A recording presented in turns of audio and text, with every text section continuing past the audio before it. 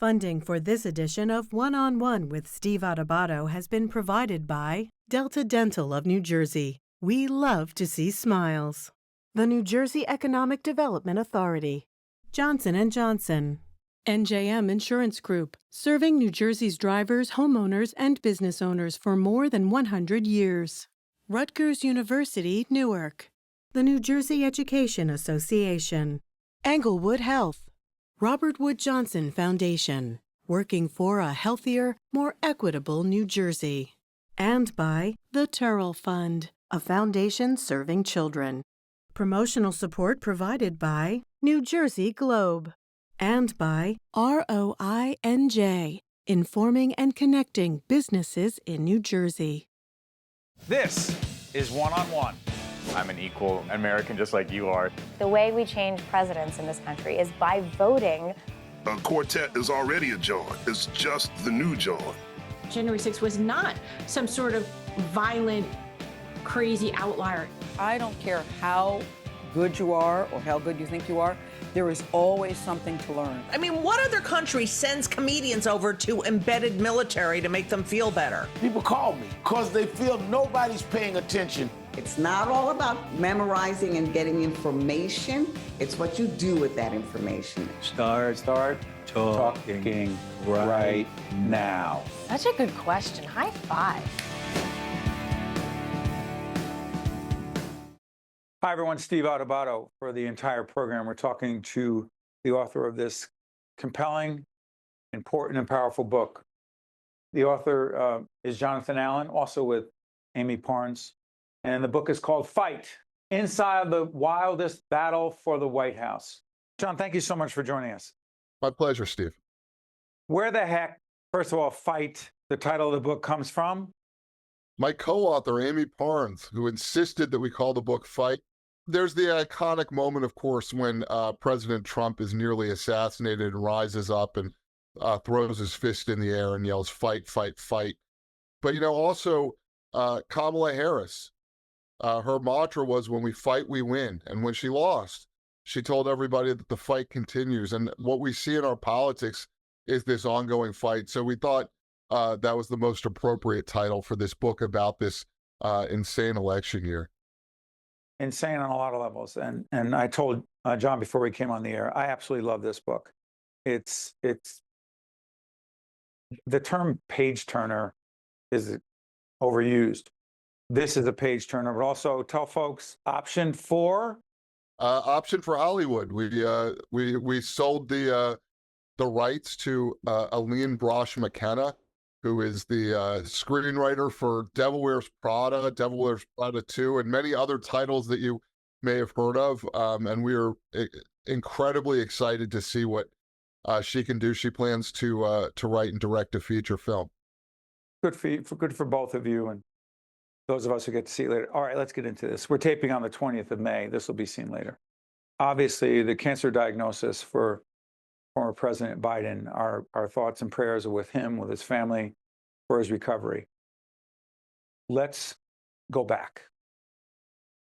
How in God's name, or in anyone's name who matters, John, did we in the media, many of us, did the Democrats who were around President Biden, did President Biden's family who knew best, how the heck was he able to run to the point where the debate happened with Donald Trump, and then there was no choice but to do what was done? How the heck does that happen? Other than, I'll load the question up with this, other than it being a cover-up by those who could have uncovered it and done something about it. It's the right question, Steve. I mean, first of all, let's start with the president himself. He had sought the presidency for most of his adult life. He actually ran in 1988 and again in 2008 and then again in 2020. He was angry that President Obama had put his weight behind Hillary Clinton in 2016, which forced Biden from running. So this was the job he had always wanted. He had that job.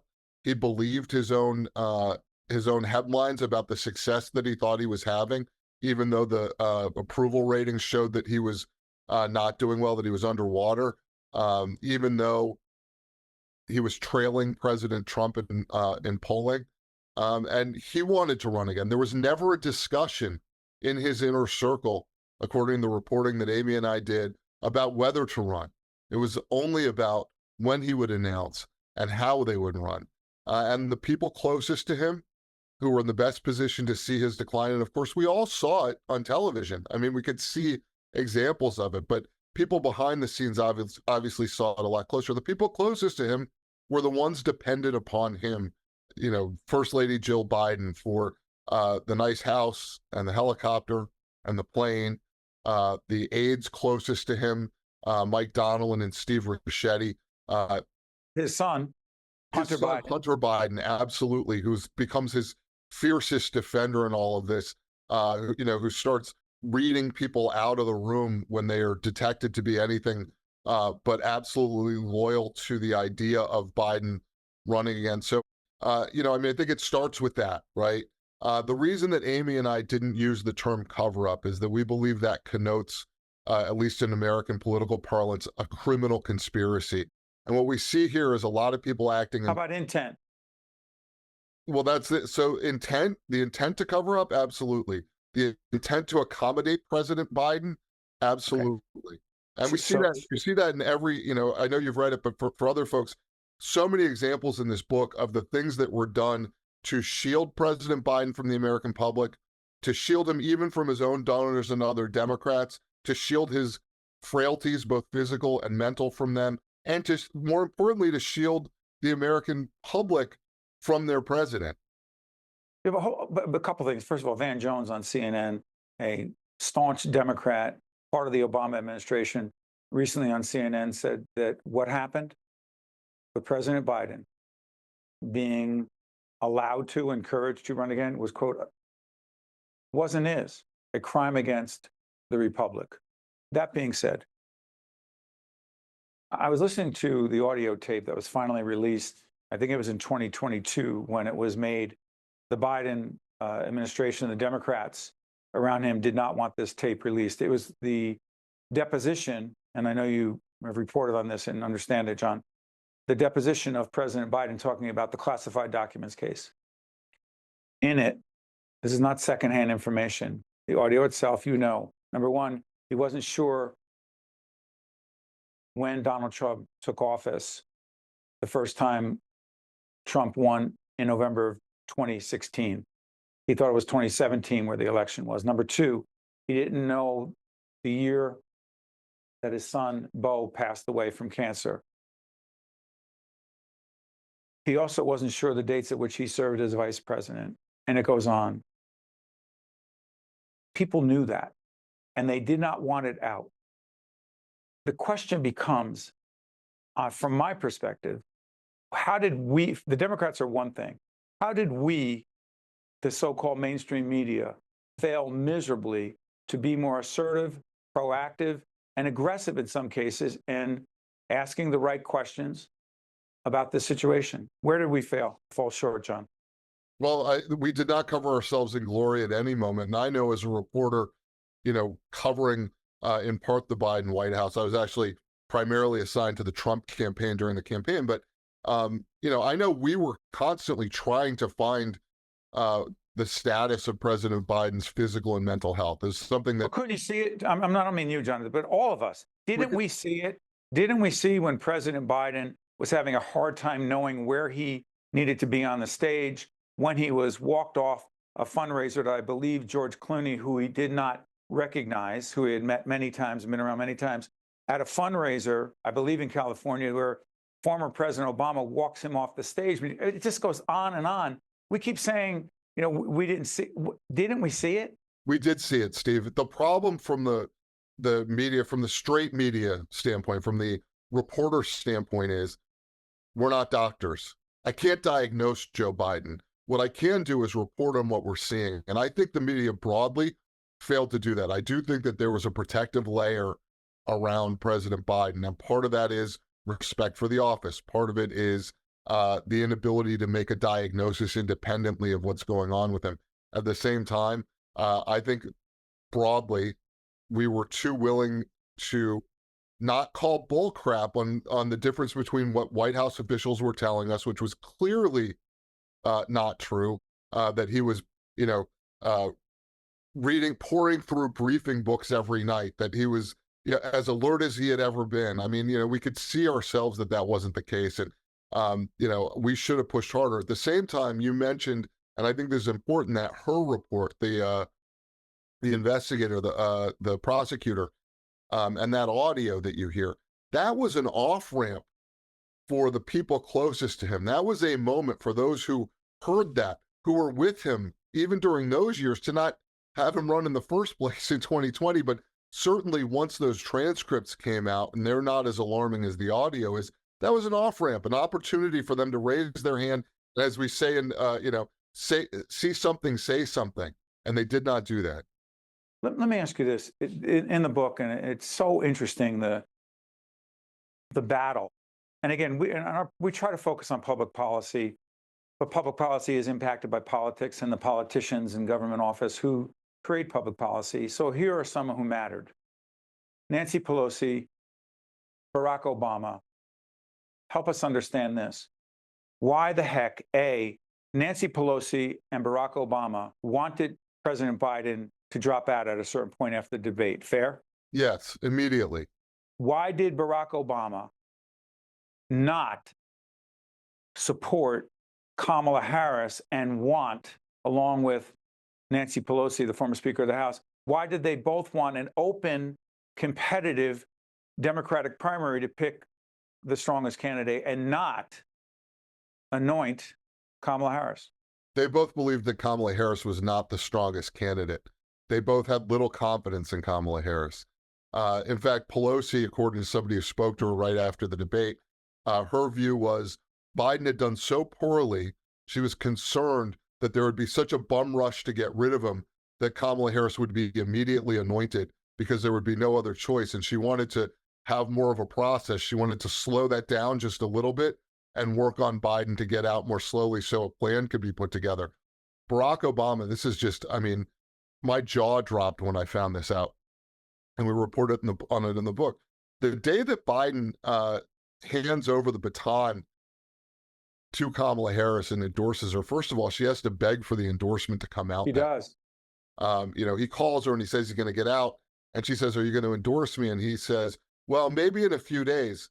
And she's like, "Well, if you get out and you don't endorse me, you're telling everybody you don't have any faith in me. I need you to endorse me now." And he hems and he haws and they get off the phone and then they get back on the phone and he says, "Okay, I'll endorse you later today, but I'm going to put out my statement first." He wanted to sort of bask in the moment of what he saw was the magnanimity of stepping out of the race, right? I mean, this is just, I think for most people, this stuff sounds crazy.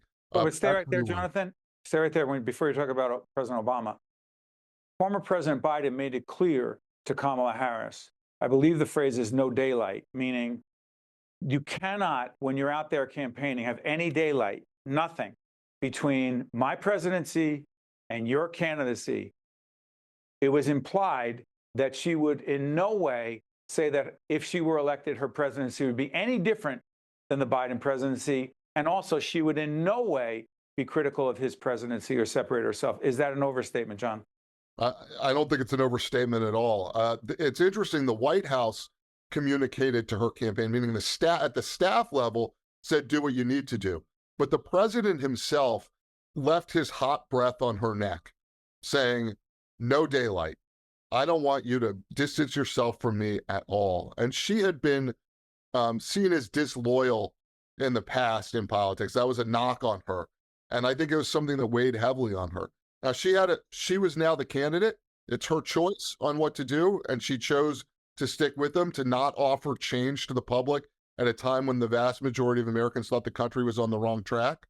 But Biden was definitely pushing that on her. The President Obama part, the relationship between President Obama and President Biden, even though Biden served as vice president to President Obama, it's confusing to me because there did not seem to be a lot of loyalty there on the part of Obama toward Biden. Again, he's talked about 2016. He did not support his vice president. He supported Hillary Clinton. But did President Obama talked to President Biden and tell him directly, I think you need to drop out for the good of the party, but more importantly, for the good of the country? Did he tell him directly? It was never that explicit. It was, Obama knew that after the last few years, their relationship was strained, and he thought it would be counterproductive to tell Biden to get out. But what he did do is ask Biden in a conversation, what's your plan for recovering? How are you going to get the Democrats to a place they can win? And Biden was, he knew what Obama was saying to him, which was basically you should get out. And Biden's reaction was to get his back up and, thought to himself, what the heck's your plan? What the heck's your plan for how the Democrats win if it's not me? Yeah, let's switch gears. Donald Trump. The campaign, Donald Trump and the campaign in the book, you make it clear they very much wanted Joe Biden to stay in the race. Accurate? Absolutely. The impact of the assassination attempt on the campaign itself and how the election turned out. It's fascinating. I think that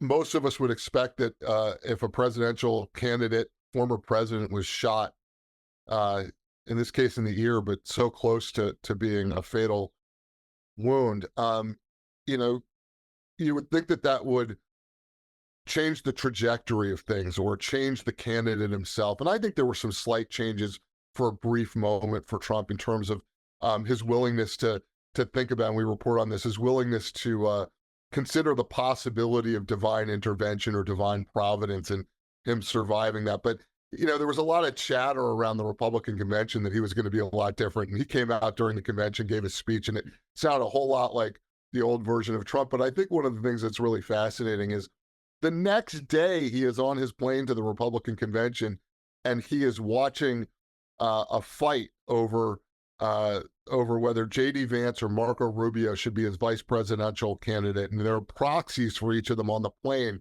fighting it out. I think it's one of the more interesting scenes in the book. And he's just enjoying it. He's got a big bandage on his ear and he is watching the court play out in front of him. And it's very classic Trump. And it's a sign of, I think, to the people around him, a sign of normalcy. But, as he's considering Vance and Rubio, I think there was a thought that Vance might be a more natural heir to the MAGA movement in that moment. And so that may have had some influence on his decision, but I always think Vance had the inside track. Let me ask you this. On the issues of the economy, immigration, inflation, how much did those issues matter in the outcome of the election, particularly in key battleground states? And also, by the way, we're based in New Jersey. Donald Trump did not get blown out in a so-called blue state like New Jersey. I think we're more purple than people think. But I'm struck by this. The economy, immigration, inflation. Where was she? Where was he? And did it even matter? Because he was just seen as stronger. So let me just one side note on New Jersey here, because you brought it up.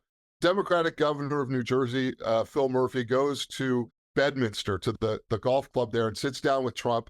And Trump was shot a week earlier. Trump is obsessed with the idea that he can win New Jersey. And he asks Murphy about this. And Murphy says, well, it might be possible. He says, I'm not sure you're going to lose.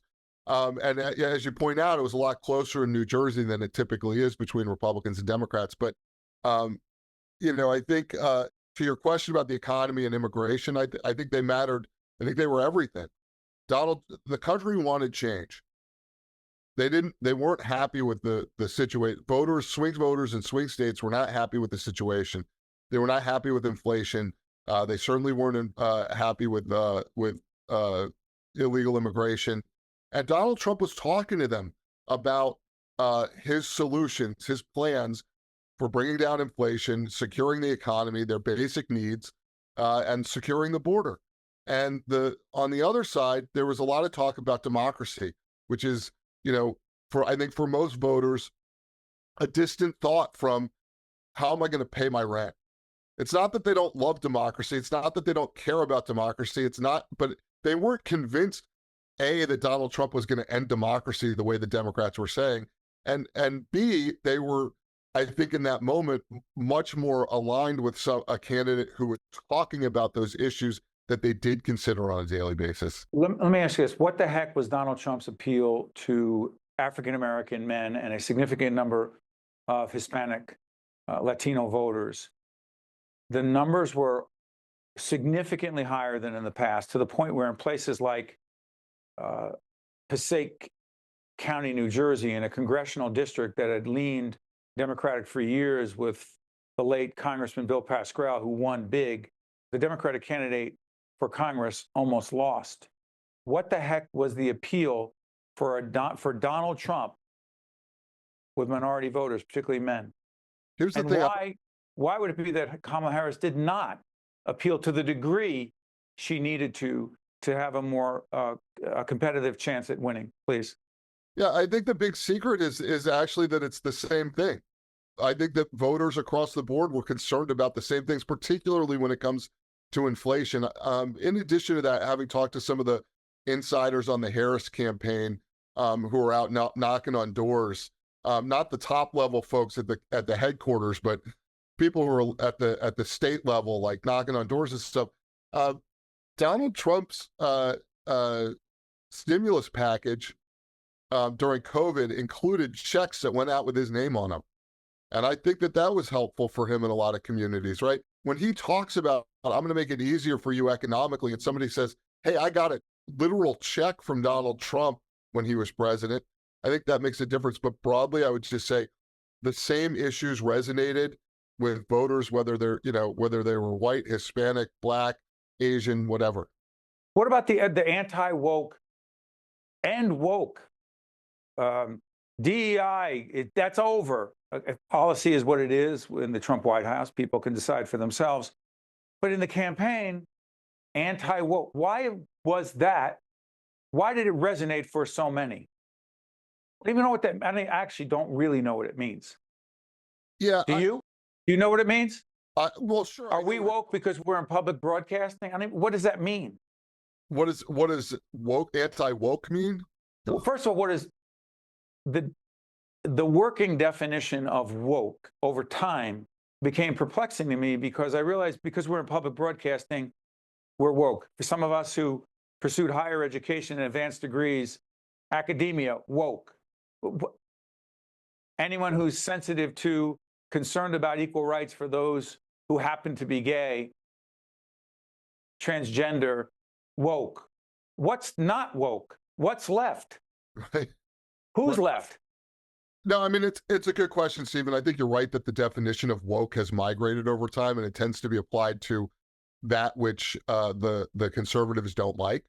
But I think there is a more specific sort of meaning to it, which is, please, to your point, I think that from the perspective of the right, there have been too many policies that favor minorities, whether that means a racial minority, affirmative action. It's basically that's the argument, and it can be affirmative action based on color, based on disability, based on whatever the quality, based on gender, exactly. So based on people who are physically disabled. Like, seriously?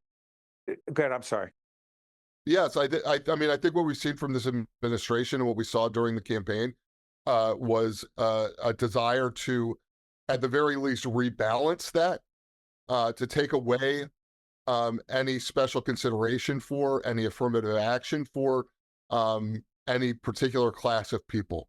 And in doing that, I mean, it has a variety of outcomes. I mean, I'll give you an example. One of the things that President Biden did when he was president during his stimulus bill, there was extra help for Black farmers.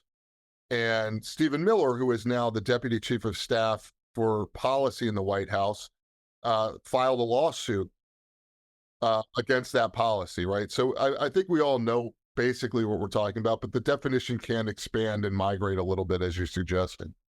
The book is called Fight. It is a great book. Inside the Wildest Battle for the White House.